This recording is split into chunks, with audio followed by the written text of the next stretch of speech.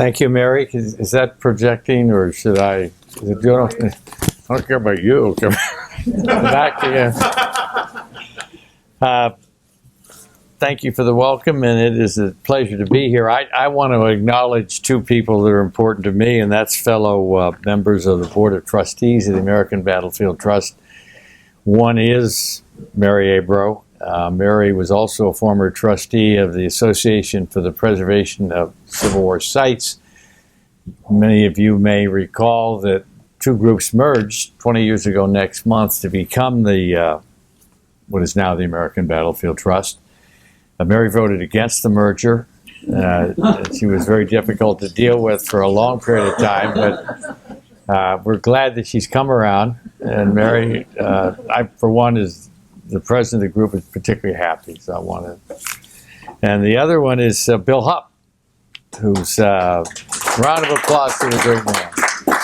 And his lovely wife Sharon's here. We're glad you're both back together again, because I know it was a lot of us were concerned, but it's once Bill got out of rehab, I think he's a new man.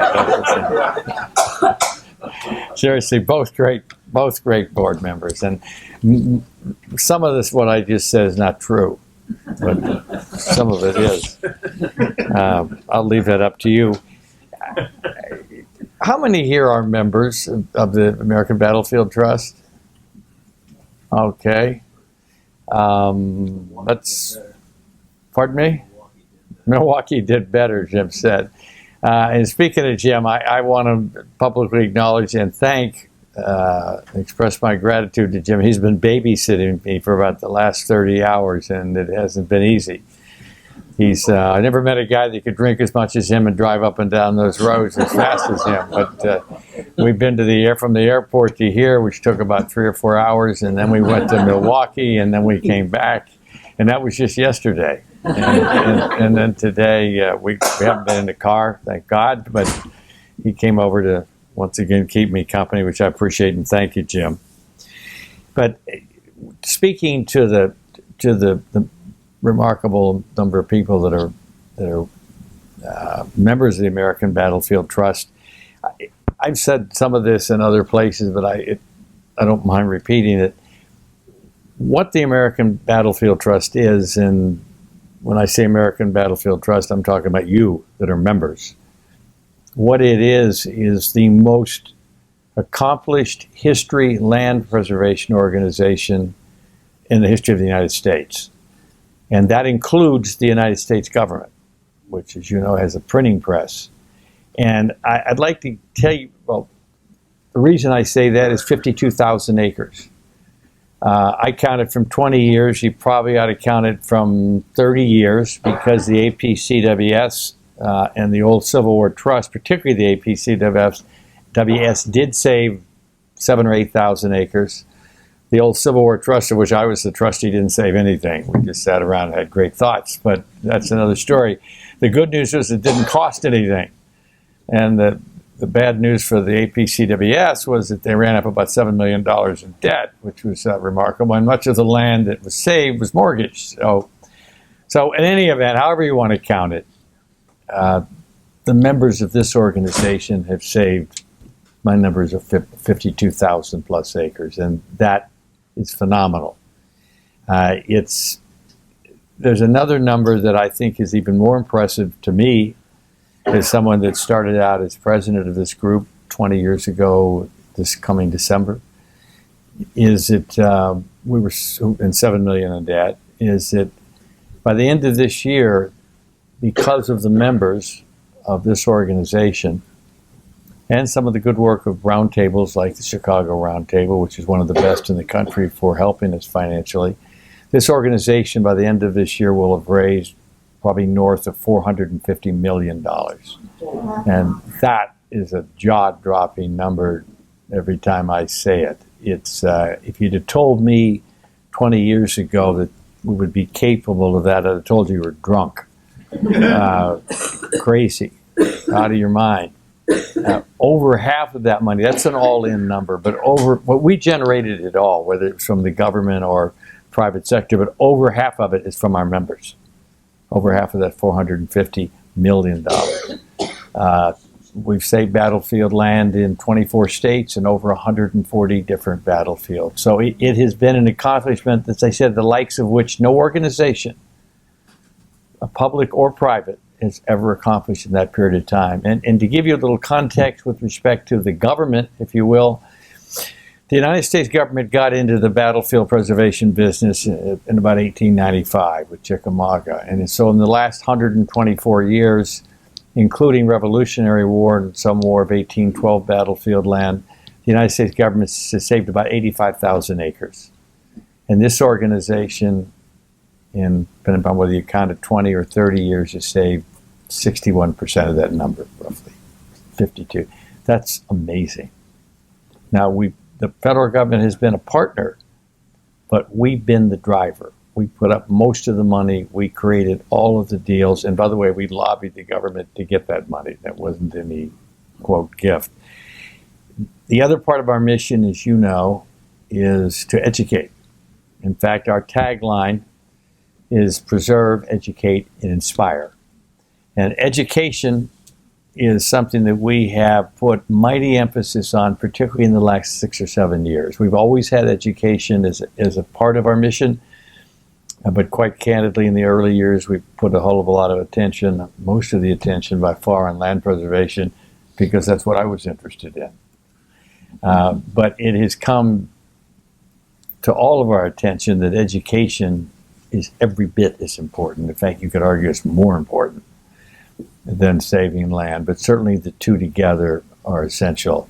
And we've made major commitments to it. I'm not going to try to dazzle you with numbers, but suffice it to say that we have a Teachers Institute, which is premier. I ran into a couple of alumni of that group last night at Milwaukee that one of them had gone 15 years in a row. But we attract teachers from all over the United States. We have a scholarship fund that Mary Abro, I know, has contributed to, so teachers that can't afford it, or if it's a long flight, I mean, it's an expensive flight, we'll take care of it for them, because it is, in effect, free. Teaching teachers how to teach the Civil War, the Revolutionary War, our heritage. But the number that still dazzles me is that this year, our website and digital products, and that's YouTube, that's battlefield apps, of which we have over 25, and it's the website itself, will generate 18 million visits. I mean, that is, to me, once again, a jaw-dropping number. It shows the reach of the organization, because our goal is to become the premier organization when it comes to knowledge, or the acquisition of knowledge by an outsider, a place to go to get knowledge for the Civil War, and we're there, but also the Revolutionary War and the War of 1812, to be the go-to organization. With 18 million visits coming this year, we're well on our way to doing that. And we have 6,000 or 7,000 pages of content, and every year we add thousands of more pages to it. So it's something that's a major emphasis to us. We want to be, when people think about place-based teaching, and when they think about battlefield preservation, and they think about the history of the places where America was created and defined, which is the Revolutionary War, the War of 1812, and certainly the Civil War, that they think American Battlefield Trust. So in my mind, I tell people we're the best in the world at battlefield land preservation. Best there ever was. We're as good as anybody in terms of education on those subjects. We want to be unquestionably the best in that as well. That's a goal of the organization. And we're not there yet, but we're getting there. And in many ways, that is, those of us that are members, that's our legacy to future generations. I mean, that's our way of saying thank you for the privilege of being able to live and prosper in the greatest experiment that human beings have ever tried in governance, and to be able to pass it down to future generations. That's our legacy. But I've been thinking of late, what if nobody cares? What if you throw a party and nobody shows up? And the legacy we're leaving of preserved forever land and a robust education program and the use of technology the likes have never been used in place-based history teaching will all be for naught if the next generation doesn't give a damn. And Thomas Jefferson once said that a nation that expects to be ignorant and free expects something that never was and never will be. And when you think about it, it's absolutely true. And yet, if you look at some numbers, and I'm not going to, once again, try to dazzle you with numbers or bore you with numbers, just some information from surveys of the younger generation, if you will. And that is millennials and generation, whatever the hell they're calling themselves, X and Z's, whatever, some later in the alphabet letter. But they've done surveys, and one was the American Council of Trustees and Alumni. This is a 20-year-old study, but it had some interesting information. They took the list of the 55 top-rated colleges according to U.S. News and World Report and tested seniors from those schools using a high school history exam. Now, in other words, questions that would be given to a high school student to pass American history. And 81% got D's or F's. Now, you can say that was 20 years ago. It's not relevant today. No, it's not, because it's probably worse. It's probably worse. And I'll give you evidence of that. A 2019 study this year by something called the Woodrow Wilson Fellowship Foundation, which is a group that we've worked with. It's a quality organization. It's legit. They do a tremendous amount of work, as much as I've ever seen in surveying on history with high schools and colleges. They picked a random sample, or had their pollster pick a random sample, of 1,000 native-born or American-born citizens, people that were born and raised in this country, not immigrants. Picked 1,000 at random. And they gave them a test, a 20-question test, which was multiple choice. And the test questions came from the practice tests for somebody that wants to be a United States citizen, an immigrant. And you had to get 60% right to pass. And of that 1,000, 64% failed. Failed it, flunked it. Flunked the citizenship test, the equivalent. But what was interesting about that test is that for 65 years and older, and I see a couple of you are in that category, including myself, by the way, of the 65 and older, 74% passed it, almost 3/4. But at 45 and under, 81% failed it. So that statistics I gave you from 20 years ago are more valid today than they ever have been. And that is discouraging. Drew Faust, who you may have heard her name, she's the former president of Harvard University. She's a historian.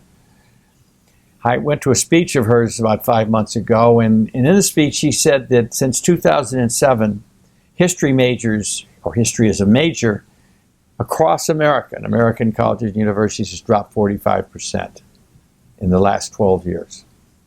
That's not a good number. And in fact, I read another statistic, I can't remember where I've read it, but it spoke to the fact that only 30% of the U.S. News and World Report, once again, top colleges, only 30% required history majors to take an American history course. And an American history course qualified in some schools as the history of smoking in America and crap like that. Not history, you know. Once again, pretty discouraging stuff. Drew Faust also said something that was interesting that I thought, I'm going to paraphrase just a little her quote. She said, knowledge of history is a democracy's life insurance policy. And I firmly believe in that. I firmly believe in that.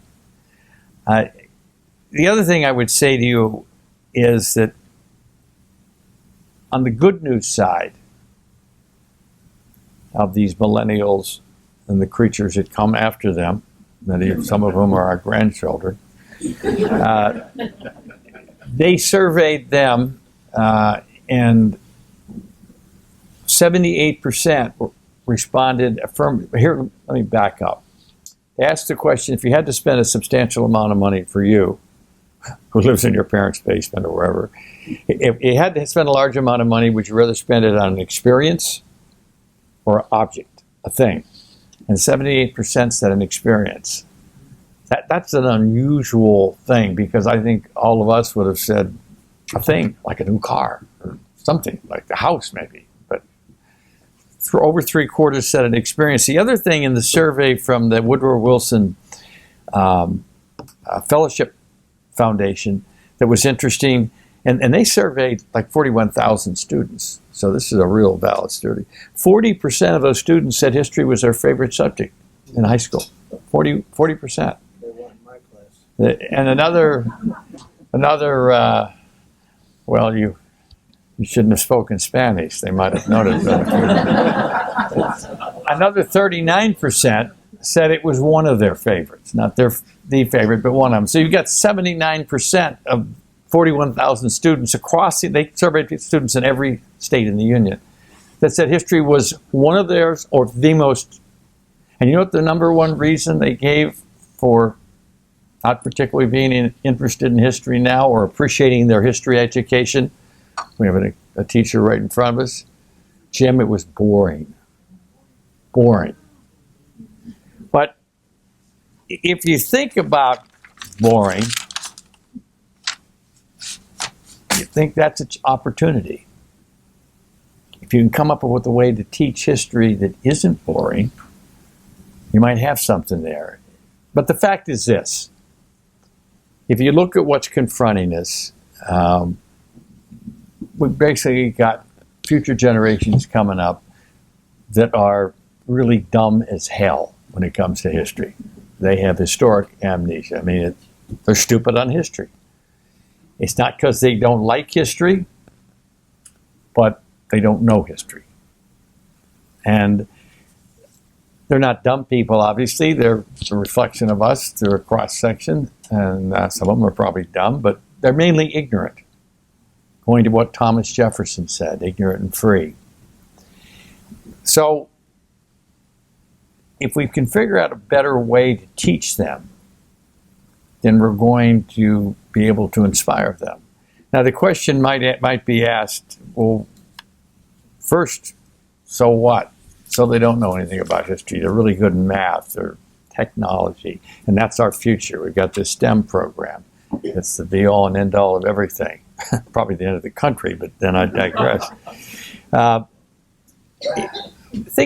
you all know all this, but let me just give you an example. A couple examples. Take the Declaration of Independence. First, back up. This is the oldest democratic republic in the world. We're 243 years old. It is, as I said in the beginning, in my opinion, and the opinion of a lot of people, the most successful experiment in self-governance in world history. Not so far, but world history. Never been one more successful in this country. And there's a number of ways you can measure that. The mightiest economy in the world, the mightiest military force in the world, the freest country in the world. There's a number of criteria you can apply. And it holds up. It backs it up. But you have to know one thing, because we're all realists. It didn't happen by accident. I mean, you can't keep rolling the dice for 243 years and come up a winner every single time. It didn't happen by accident. It happened because one generation or another had respect and an understanding and appreciation for their culture and did what it took to make sure we stayed a free country. And in some cases, to actually free other countries, like World War I and like World War II. But each generation has been able to do that. But there's no guarantees, because as we all know, the ultimate boss, if you will, it is in a democratic republic, is the citizen, is the person that votes. Now, you can opt out by not voting or voting stupidly, but ultimately the citizens are the ones that make the decisions.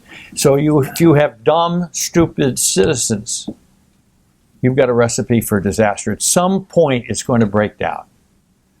And if you don't know your history, you can't possibly appreciate your culture. It's impossible. And as I said earlier, or hinted earlier, don't believe me, believe Thomas Jefferson.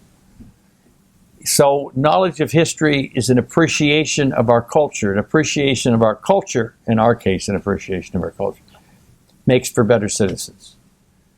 And in effect, what American Battlefield Trust does is teach civics when you take it to 30,000 feet. We build parks and tell stories. The parks we build are the places where America was created and defined in the Revolutionary War, the War of 1812, and the Civil War. And the stories we tell are about what happened on that land and why it matters today to us. So the challenge, from my perspective, is to do what I think we are in a unique position to do better than anybody in the world. And once again, just as the president of this group, I challenge my staff for the important things that we do. Don't seek to be good at it. Don't seek to beat a competitor. Seek to be the best in the world. That when people ask about that subject, they say they're the best there is.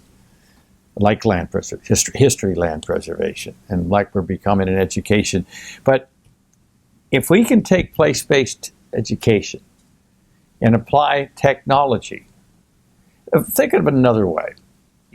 Our surveys of millennials and the other generation, whatever their names are, their initials are, they're looking for authentic experiences. They'd spend money, big money, on an experience over a thing. Those people are looking for places to go and visit they've never been to before. And they're looking to gain an experience that they've never gained before. And we're right at that intersection because we've got places they damn sure never heard of. And if we can do a good job, mainly through technology, but also just on the ground good interpretation and promotion, we've got a shot at educating them. And that can be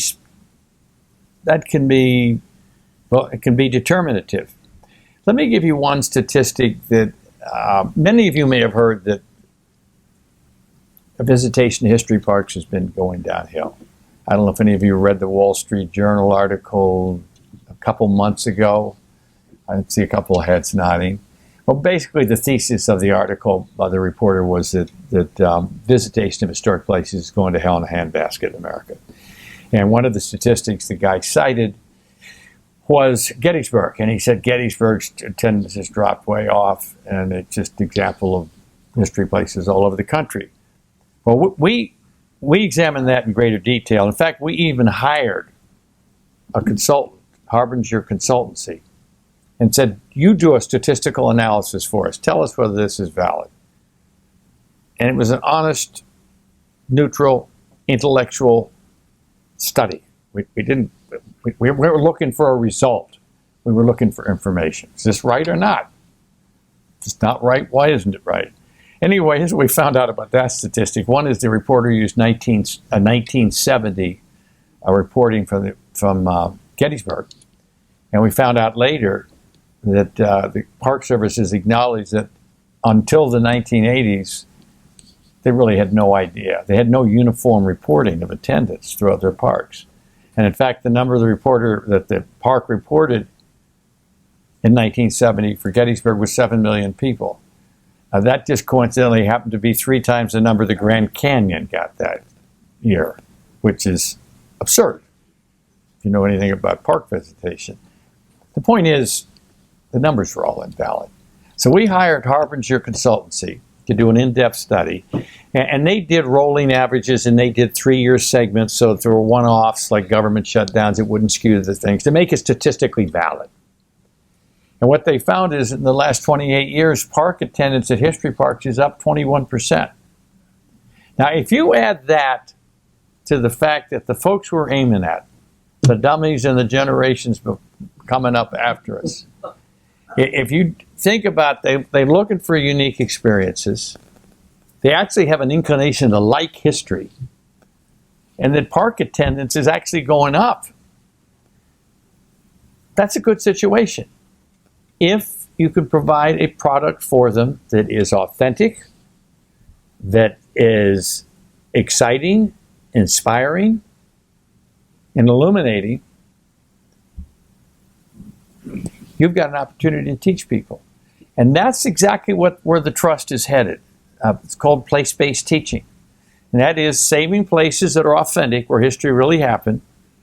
What I said earlier, tell the stories of what happened there. And then most importantly of all, tell them how it relates to you as a citizen today. Why is this important to me? And of course, the force multiplier is technology. And there is nobody in the place-based teaching business that I know of that's better at technology than us, and we've got to get better. And of course, technology is constantly changing. We're looking at augmented reality. We're constantly working to upgrade technology. We use all the social media, most of which I don't even know what the hell they do. But I got people on the staff that do, that are about a third my age, could be my grandchildren, but they do a whole job. And the numbers there, they tell me, are extremely good. The point is, that's the force multiplier. And what I'd like to do is just give you one example of what we're trying to work on. It's not a Civil War example, although parts of stuff, research, we've been doing a lot of research. And from a marketing standpoint, the Biltmore, I don't know if you're familiar with the Biltmore Estates, but the Biltmore is the example. They draw as many people as Gettysburg, except there's one difference. They take $168 out of everybody's pocket every day, which is kind of impressive to me. But that's just a model, if you will, a general model, knowing that there's substantial fact pattern differences. But we have been working to figure out, how do we get customers to come to these places? Remember, most of the places we don't own, but somebody else gets to maintain them. It's kind of fun. It's called the National Park System. But also understand the National Park System don't look at themselves in the hospitality business. They're in the curator business. And curators want you to stay off the grass, don't touch that, and by the way, you're welcome, but if you never come, that'll be just as well as also. A hospitality person, a hospitality mentality is, how can I help you? How can I make you a return customer? How can I put a smile on your face? How can I accommodate you? And what we're trying to do through our research, and we've hired consultants, and we're serious about this, and we've spent 6 figures on consultants studying what's the customer look like, what's the customer want, doing surveys of millennials and potential customers. We know, for example, that the Biltmore's typical customer is a female.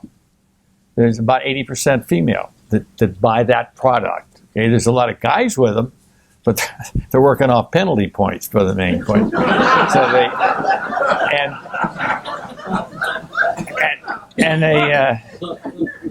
when they get the bill, they know they really screwed up. But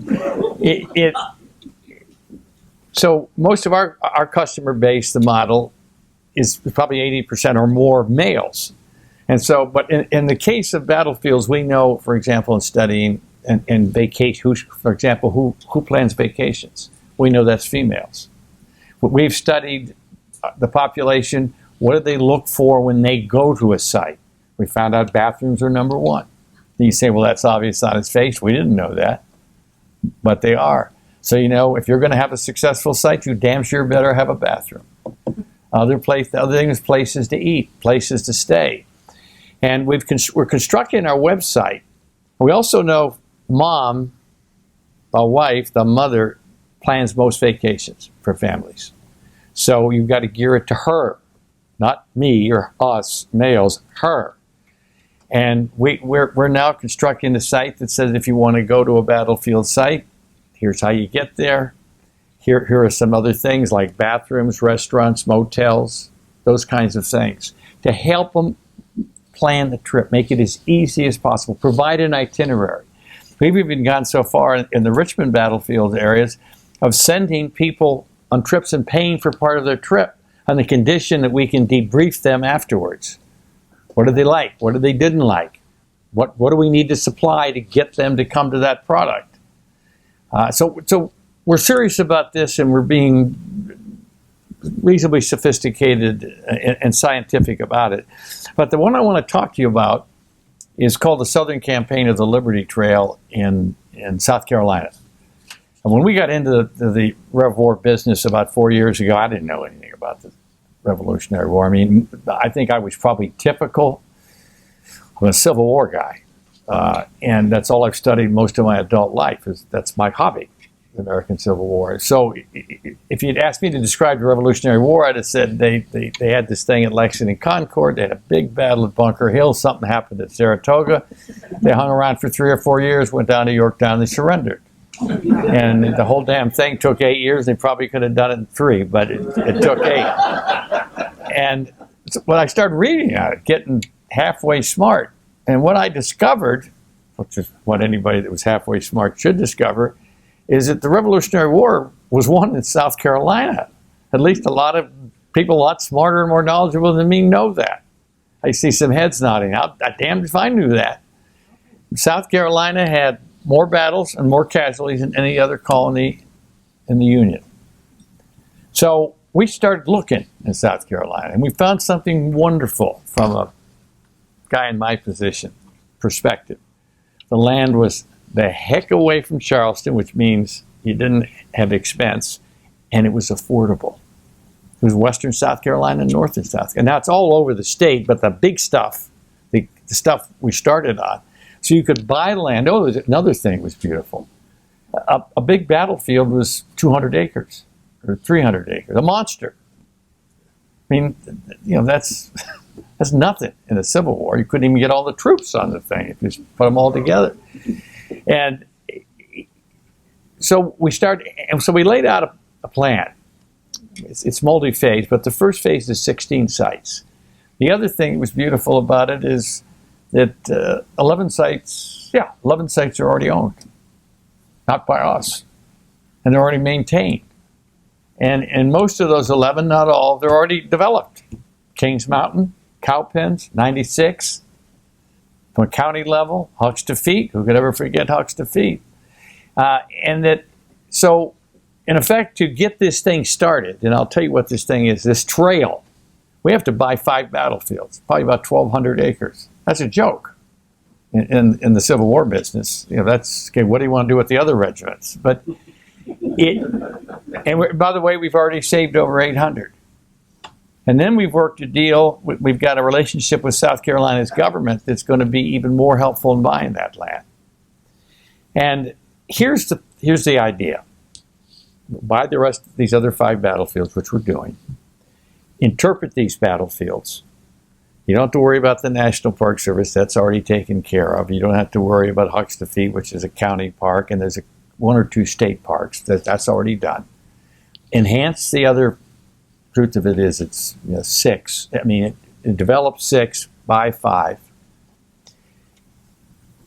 But here's the key, and that is the force multiplier of technology. We absolutely believe that in our research, where you've got a trail and you've got a lot of driving, that you can't have. Who here has used a battlefield app of ours? Has anybody ever? I see a whole bunch of hands. Okay, we've got 27, I think, you notice they downloaded free. Hundreds of thousands have been downloaded. They cost $25,000 to $40,000 to produce one of those. This battlefield app is going to cost somewhere between $250,000 and $500,000. This is a big boy app, and we're hiring companies that know how to do this. And the idea behind it is to create a state-of-the-art piece of technology that you can use on your iPhone or other similar device and use in your car. They can take you from battlefield to battlefield by directions, give you anything else you want to know, the best rib joint in that area, the hotels, other activities like kayaking and stuff like that. Tell you the story of the battlefield, tell you the story of the campaign, put it in a context for you, talk about personalities, and they've got personalities in that story, some great personalities. Relate it to as many people as you can in as compelling way as you can, and then get them to the next battlefield by the directions and tell them the story and move them on. We're also working on a website, which we estimate is probably going to cost $250,000, an enhancement to our website, where you'll be able to come in and let's say you're a businessman in Charlotte, North Carolina, and you just had some appointments canceled and you got a half a day.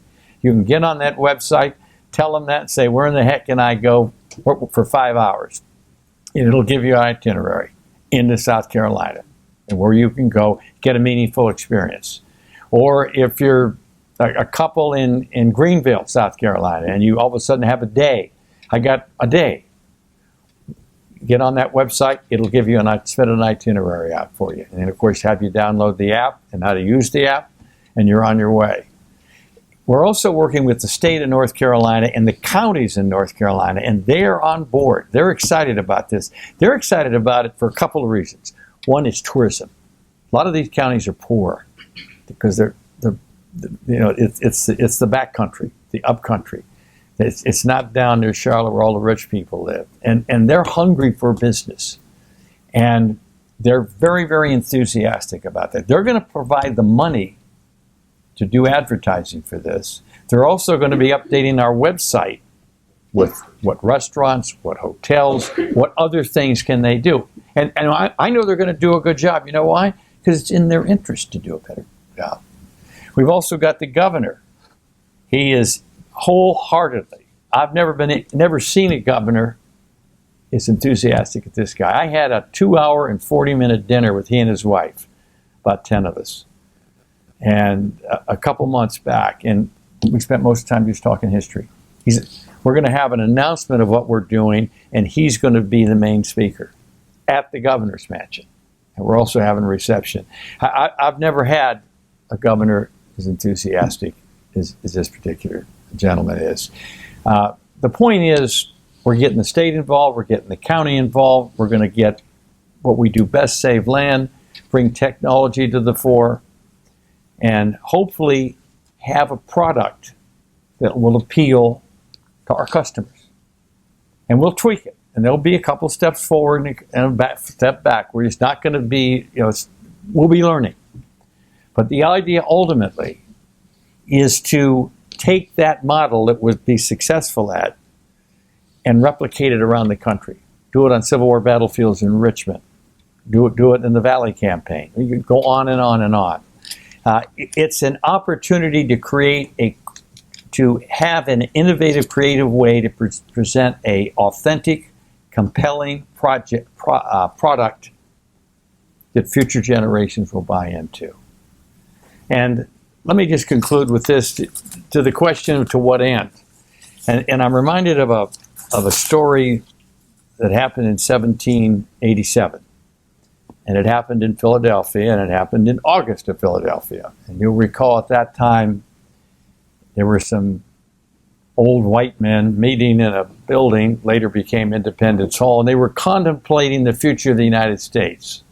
And the Articles of Confederation, we were about 4 years old then, or thereabouts, 4 years old, weren't working. The place was going down the tubes, the place being the United States of America. And they were looking for another form of government. They met in secret. You remember reading that. So the population knew they were meeting in Philadelphia, but they didn't know what they were doing. They didn't know what was going on.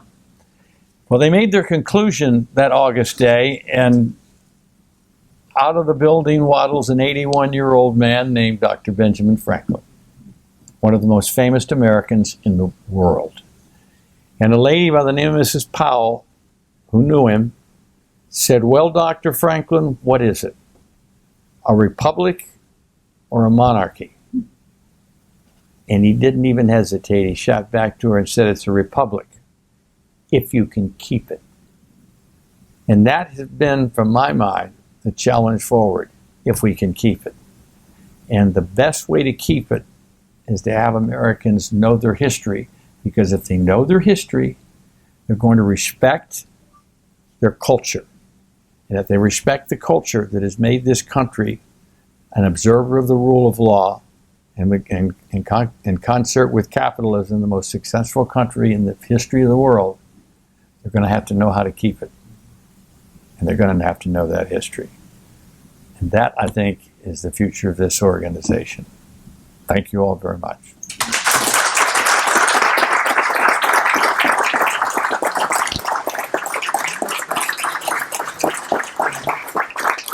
Excuse me.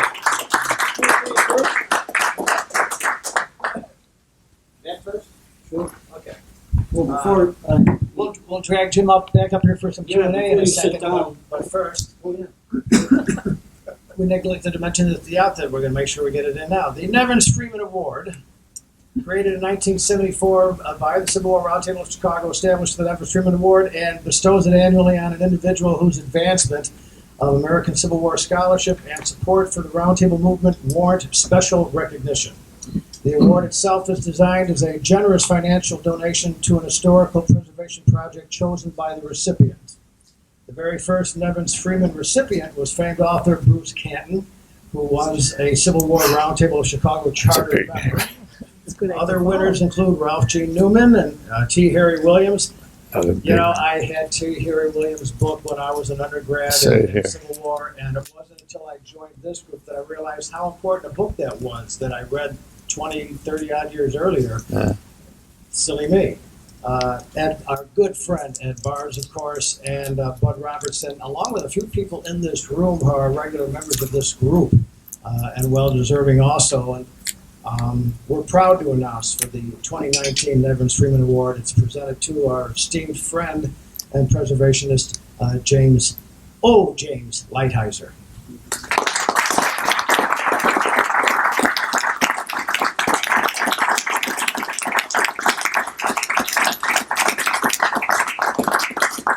To that end, Jim, so that we can go home. We have a check for you. For the trust. I'll take that. One small step for man, you know. We appreciate all the work you do. Thank you. And certainly your talk tonight was very informative and inspires us to give more. We will do our best to keep doing it. Thank you.